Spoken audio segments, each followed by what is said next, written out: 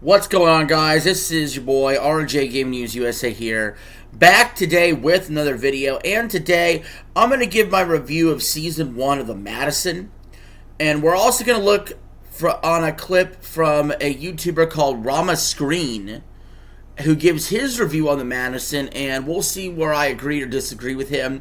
Now this guy has 16.4k subscribers, so shout out to him. So subscribe to my channel, subscribe to his channel. Without further ado, let's jump into it. First, let me give my initial thoughts and impressions of the Madison. The Madison, it's a TV show that's made by Taylor Sheridan. It's not really a part of the Yellowstone universe, but it feels like it's part of the Sheridan universe, we'll call it. Which is basically Yellowstone plus Landman plus Madison. It can be in the same universe, technically. But basically, the premise is there's this city family that where the patriarch of the family, the husband, is out fishing with his brother. They get into a plane crash out in basically the middle of nowhere, country town, you know what I mean? And they have to fly there for his funeral. The widow and his family are dealing with the grieving of losing him, and there, of course, is conflict that arises from that. That's the basic synopsis of it, without getting too spoilery, although we will be spoiling the season. Overall, the show is serviceable. It's fine. It's only 6 episodes. I feel like there was a lot of areas that could have been fleshed out more. I think it's a 7.5 out of 10 TV show to me. It's not as good as Marshall's. It's probably the worst of the Sheridan properties that he's made so far, but something has to be, right? And in this case, it probably is the Madison. I don't see much need for a season 2 the way season 1 ended, but I believe there is going to be a season 2, and we'll see how they expand on it. I thought there were large portions of the show that was boring. However, its overall theme and message of dealing with grieving and loss, I felt was a very touching subject, and I also did find the characters annoying at first, but they grew on me. And the other thing I want to say about the Madison is it had some genuinely funny moments as well. A little bit of levity in the darkness, we'll say, when it came to certain slapstick comedies, like one of the daughters being insulted by a coworker for their father dying, and that piece of shit bitch got her face punched in. That was genuinely funny. The outhouse scene with the bees were also funny as well. So yeah, the most insufferable chick here, the younger daughter, basically had a couple of the funniest moments in the season, which helped revitalize her character a little bit in my mind. But anyway, without further ado, let's listen to this clip of the review, and let's go ahead and stop and react to it.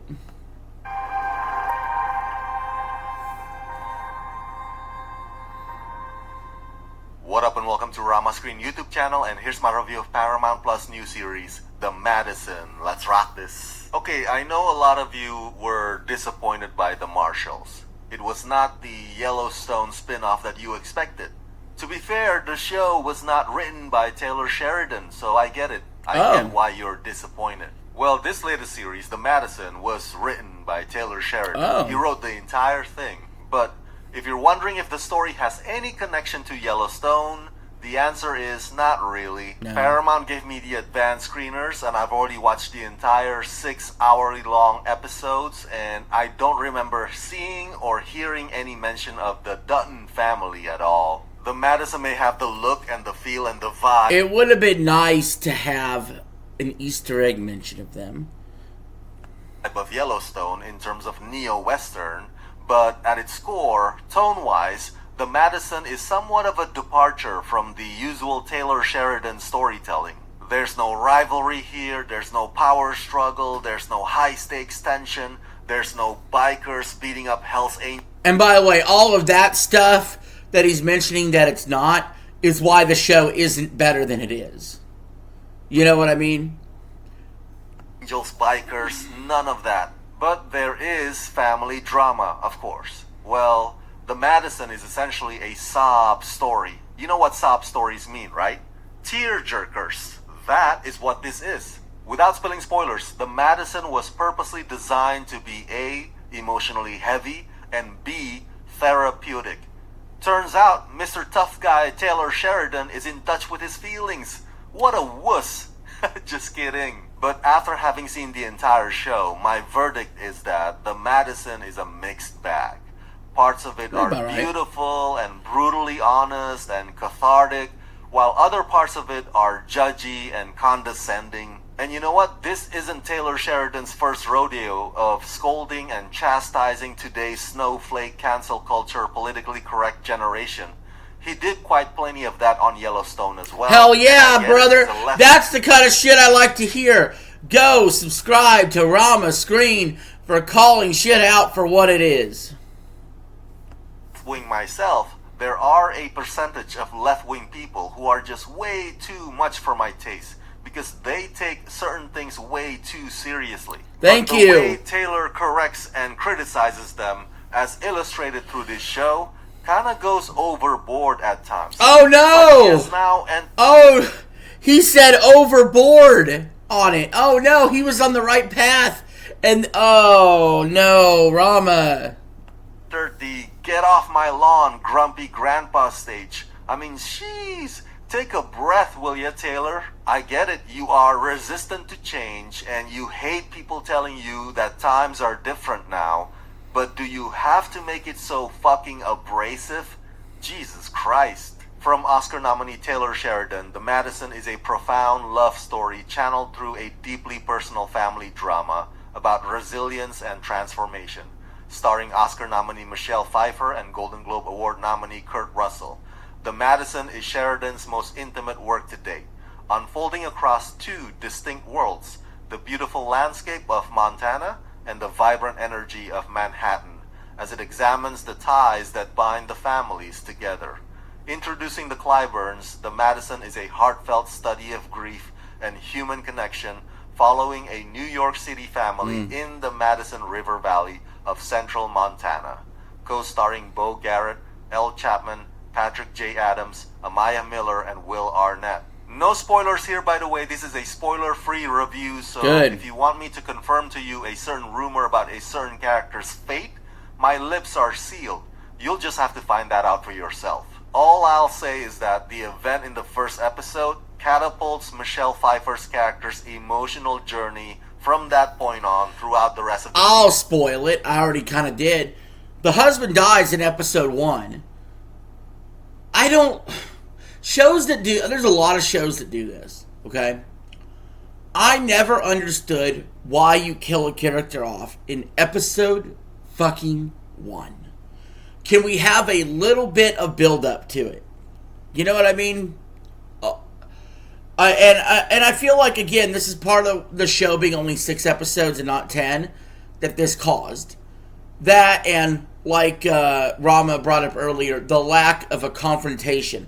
Like, someone should have been fighting for the land, maybe, where they were trying to bury him, and some sort of confrontation.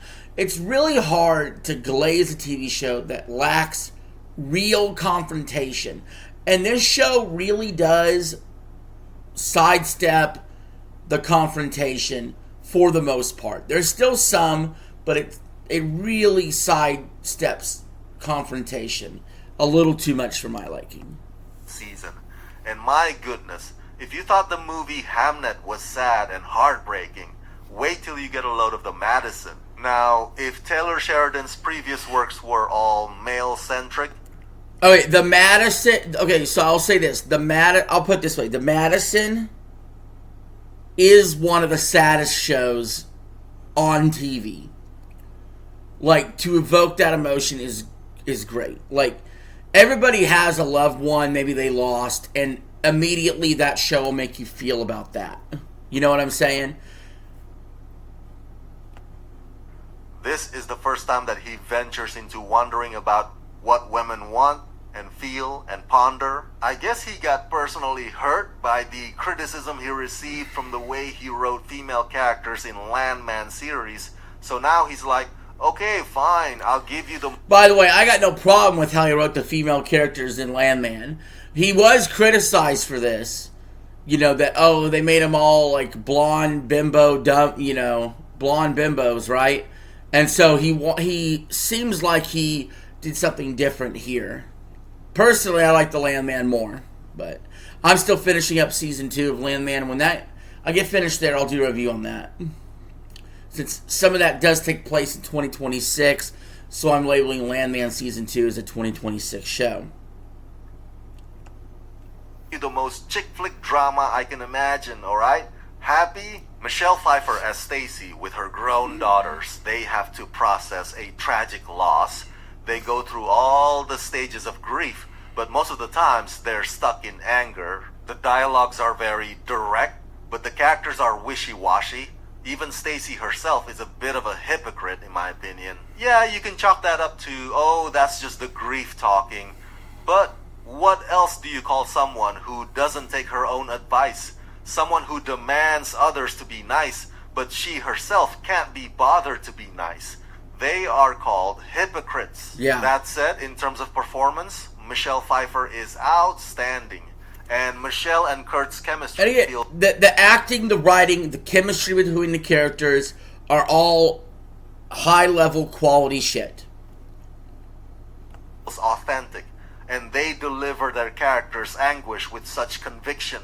The stark contrast between the busy, bustling New York City and the calm, serene Montana is undeniable. The first episode is dedicated to the loving memory of the late great Robert Redford, which makes sense because the Madison score and cinematography and production value, all of it kind of reminds me of Redford's masterpieces of the past, like Jeremiah Johnson and The Horse Whisperer, for example. You know, this spiritual connection between humans and nature / wildlife.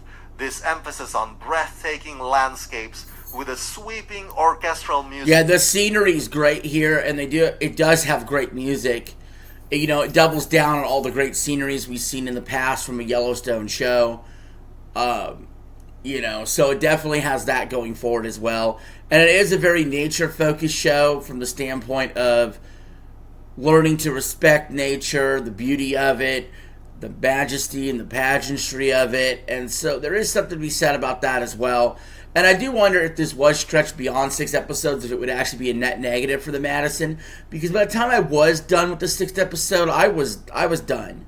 Like, unless they had another central conflict going on, I think a 6-episode miniseries would wrap it up nicely. In fact, I could argue it maybe would have been better off as a movie that was like 2 hours long. To be completely honest, this could have been a movie instead.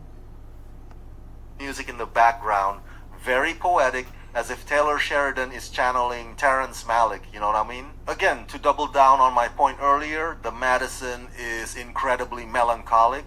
The self-realizations along the way are poignant and profound. At the same time, though, when I see the characters flying on their private jet plane and talking about how well off they are, there's still a certain sense of disconnect or detachment that makes it difficult for me to truly feel their pain. So yeah, I don't know why. This is a minor criticism of Taylor Sheridan. How come every fucking character he writes about, like in the modern shows, not 1883 or 1923, but all of the characters, the main families he writes about, like Landman, Yellowstone, Madison, they're all fucking rich. They're all rich. And maybe he relates better to that because he's rich.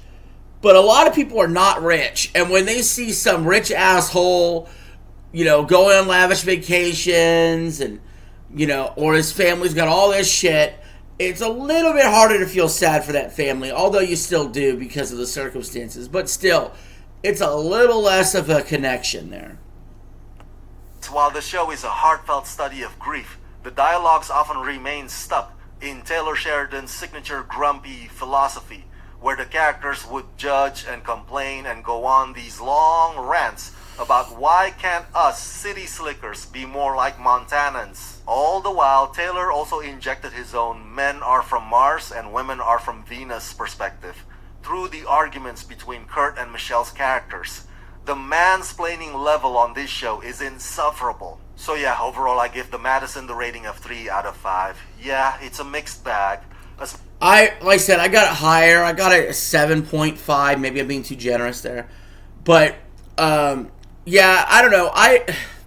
This whole, some of the stuff that Rama's saying about mansplaining, and then for a while he was going off good about what Taylor Sheridan was saying about the woke stuff, but then he had to say, oh, he went too far.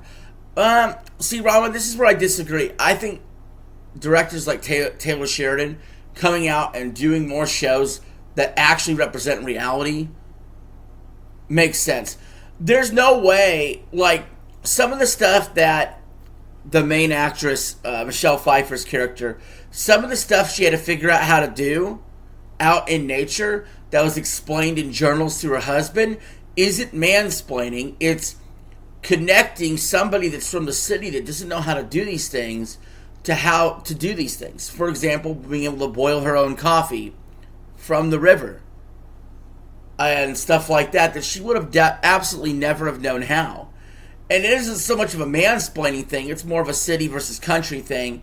And not only that, but the journals and the connection between the husband and her widow is how they talk to each other through the show after episode 1, which I thought was a nice touch. Alright, so that's going to conclude this video, guys. What do you think of the Madison? Are you going to go watch it? And if you have, let me know in the comments below what you think. But until next time, this is your boy RJ signing out. Have a good one.